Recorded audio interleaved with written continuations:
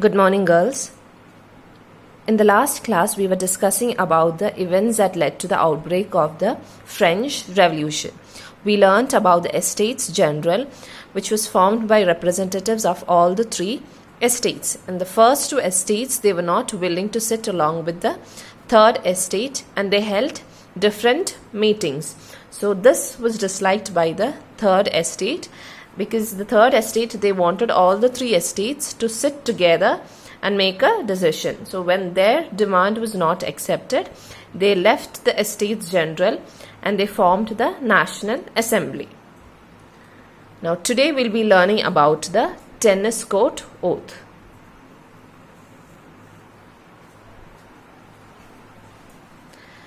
Tennis Court Oath.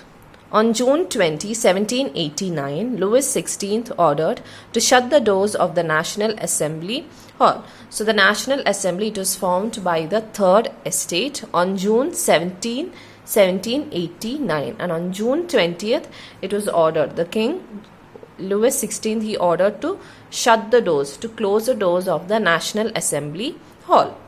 Therefore, the representatives of the National Assembly met at a nearby tennis court and pledged to remain united until a democratic constitution was drafted and established on a solid foundation. So, when this National Assembly Hall was closed, the representatives, the National Assembly representatives, they gathered at a tennis court, a nearby tennis court, and they took an oath. Pledged means to take an oath, to take a promise. They took an oath that they would stay united until a democratic constitution was formed. A constitution which treated everyone equal and which gave freedom to everyone. Until such a constitution was formed, they would stay united. This was the pledge that they took, the oath that they took at the tennis court. This pledge, known as the Tennis Court Oath, marked the beginning of the French Revolution. So this oath that they took, it came to be known as the Tennis Court Oath because it was taken in the tennis court, and it marked the beginning of the French Revolution. So this Tennis Court Oath that they took, it marked the rise of the French Revolution. It marked the end of absolute monarchy and beginning of limited monarchy based on the public will. So, when the people, they gathered at the tennis court and when they took the oath, it marked the beginning of the French Revolution, and it also marked the end of absolute monarchy, the decline of absolute monarchy. Now, we had already learned absolute monarchy. It was a system where the king had absolute power. Everything that happened was according to the will of the king. So when people began to revolt, it marked the end, the decline of the absolute monarchy. All this made Louis XVI to yield, and he ordered the first and second estates to join the National Assembly. So when people began to revolt, it led to the rise of the French Revolution, and this in turn led to the end, to the decline of the absolute monarchy. So when situations were becoming worse, the king, Louis XVI, he was forced to surrender. He was forced to give up. Yield means to give up. He was forced to give up, and he asked the first and the second estates to join the National Assembly. The National Assembly, it was initially formed by the Third Estate, the representatives of the Third Estate. So when situations were becoming worse, he asked the other two estates to join the National Assembly. From then onwards, the National Assembly became the National Constituent Assembly. So when the first two estates joined the National Assembly, it came to be known as the National Constituent Assembly. Fall of Bastille. The period between July to October 1789 was marked by a number of eventful happenings. The most significant of these was the fall of Bastille. So, the National Assembly, it was formed in June, and between July and October there were many events happening. Among those events, the most important, the most significant one was the fall of Bastille. Now, what is this Bastille? Bastille was an old fortress which was being used at that time as a prison as well as a storehouse for storing guns and ammunition. Now this Bastille, it was an old fortress. A fortress means a fort-like building, a huge building which is highly secured. It was an old fortress which was used as a prison. It was used as a prison. It was a state prison. Bastille was a state prison where people who failed, who did not pay taxes or who went against the monarchy, they were punished with imprisonment and they were put in this state prison which is known as the Bastille. It was a state prison and it also functioned as a storehouse for storing guns and ammunition. Ammunition means the equipments, the articles that are used in firearms, like the bullets, shells and all, which are used in firearms. So it served as a prison as well as a storehouse for guns and ammunition. The electors of Paris had formed a new municipal body and a new militia called the National Guard, loyal to the National Assembly. So the people of Paris, they formed a new municipal body and they also formed a new militia. Militia means it's a group of an army of trained civilians. So they formed a new municipal body and also a new militia, and this militia, it was known as the National Guard and it was loyal to the National Assembly. It was faithful, it remained faithful to the National Assembly. This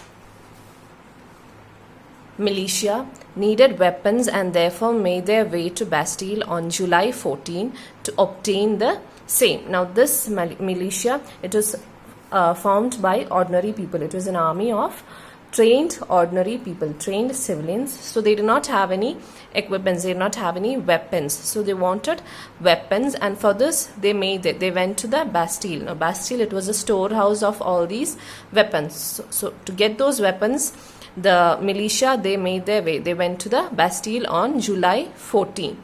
But the governor of Bastille ordered the troops to open fire on the crowd, which killed 98 people and injured many more. So when this militia, they went to the Bastille, the Bastille governor, he ordered to open fire on the crowd, and this fire, it killed many people. It killed around 98 people and many people were injured.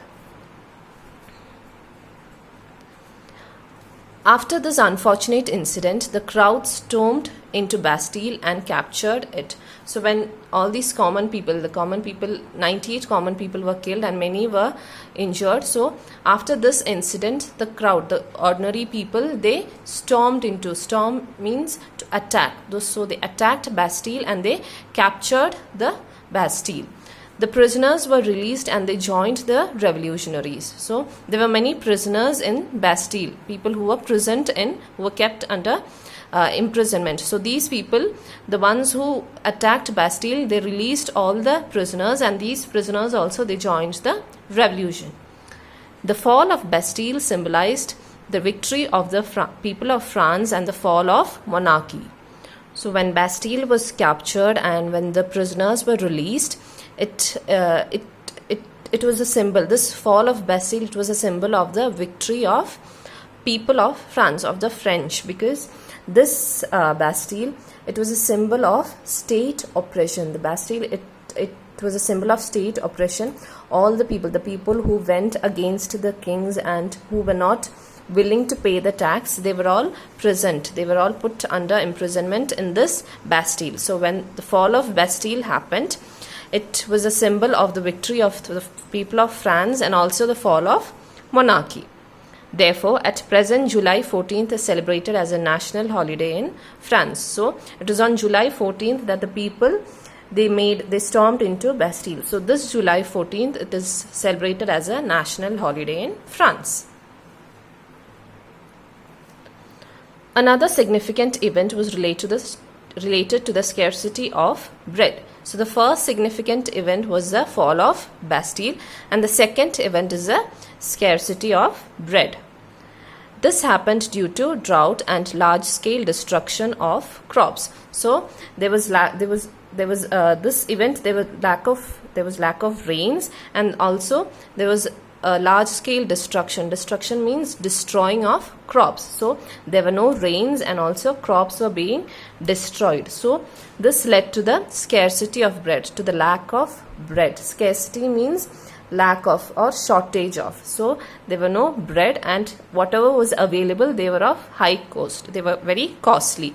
So Marie Antoinette, on learning the news of scarcity of bread, remarked carelessly, "Let them eat cake." So Marie Antoinette, she was a wife of Louis XVI. So hearing about the scarcity of bread, she remarked carelessly. Carelessly means without any sensitive, indifferent to the.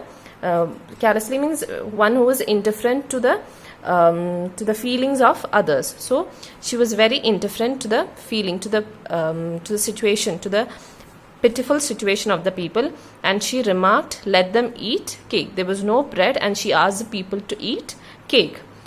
This agitated the people. So this made the people angry. Agitate means to make them angry. The king and his family tried to escape to Germany, but were forced to go to Paris, where they were kept in the palace of Tuileries as prisoners.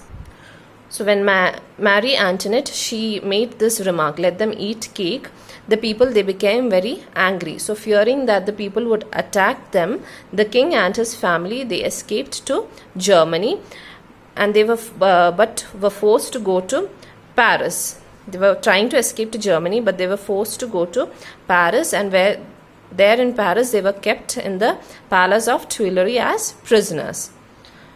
So this is all for today, girls. We learnt about the tennis court oath and the fall of Bastille. These are some of the events that led to the outbreak of the French Revolution. So I want you all to go through these two topics. That's all for today. Thank you.